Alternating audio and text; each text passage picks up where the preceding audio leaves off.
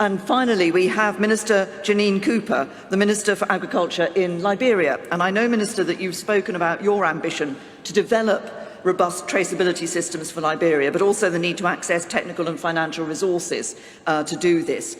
Based on Liberia's experiences, such as cocoa roadmaps, how can the FACT dialogue, in your opinion, help countries like Liberia develop robust traceability systems for commodities like cocoa and palm oil?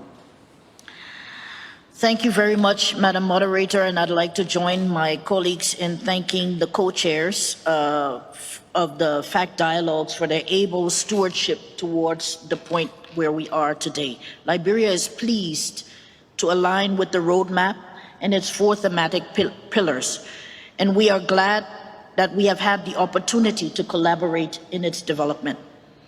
Indeed, we're trying to have the kind of traceability systems and the transparency metrics that will give us fairer prices for our commodities on international markets, and to see our farmers more equitably remunerated for their work, receiving at a minimum the living wage that is justifiably theirs. Liberia holds close to half of the remaining dense tracts of forest in West Africa, serving as a critical chamber in the third lung of the world.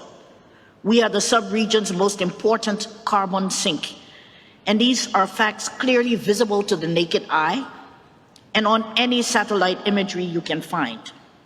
Yet we face enormous challenges, proving that what we produce is what we produce. Unlike the UK, as we heard earlier, and other countries here present, Liberia has not destroyed its forests. We still have forests and agroforests on between 70 to 90% of our land area. However, despite Herculean efforts every single day to preserve these forests and ecosystems, source traceability to international standards remains an illusion. In Liberia, palm oil is our staple fat. Growing wild, and palm trees grow wild throughout our land. Palm oil is critical for our food and livelihood security throughout our country. And the massive deforestation that's associated with oil palm production in some parts of the world is not what we see in Liberia. Actually, most industrial agriculture in Liberia, whether for oil palm, rubber, cocoa, is carried out on what is called degraded land and is subject to our landmark Land Rights Act. On data transparency, Liberia is one of the few countries in the world where the National Extractive Industries Transparency Index goes beyond mining, oil and gas to include agroforestry and agriculture. 12 of 19 companies of our award-winning index are agriculture-based. Herculean efforts again to complete every detail of our FLECT process and its voluntary partnership agreement with the EU. For more than 7 decades, Liberia has managed the world's largest shipping registry and maritime fleet. We understand and practice the kind of data transparency that is required to trade our commodities more equitably. But in spite of these badges of compliance, despite decades of work to prove ourselves, there always seems to be just a few more hoops to jump through, just a few more months to go before the rewards of good stewardship will accrue to our people. Liberia is not on track to attain any of the Sustainable Development Goals by 2030. But Liberia has met and surpassed its commitments to the Paris Agreement, as we will meet and surpass our commitments in the new NDC.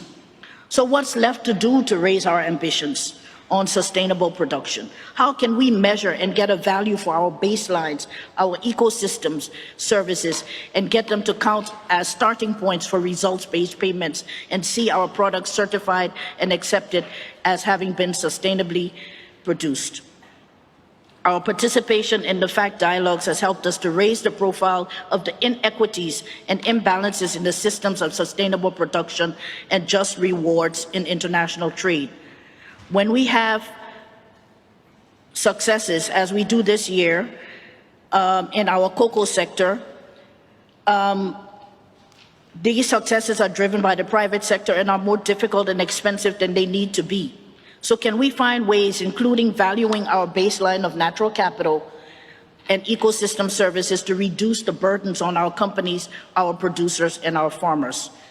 This year in Glasgow, and with increased dialogue through processes such as the FACT, and through improvements in the trading regimes based on our ecosystem services and natural capital, President, we, the government and people of Liberia, hope to at last catalyze the sustainable development we require for Liberians to live in dignity, peace, and prosperity. Thank you very much. Thank you. Thank you. Thank you, Minister. And I know we all agree the importance of traceability and transparency in ensuring that we're improving the sustainability of commodity supply chains. Huge thank you to all of our panellists for their contributions today and this important setting out the importance of the FACT roadmap and how the actions there can support implementation of improved supply chain transparency, important as that is. Now, we're now going to move on to our final panel, which is going to focus on trade. And so I'd like to welcome back to the stage my co-chair, Pamela Coke-Hamilton, who's going to take us through this section of the FACT event. Thank you, Pamela. Thank you. Food products are globally traded, so we need global solutions. This is why COP26 have brought together governments of the largest importers and exporters of the FACT dialogue.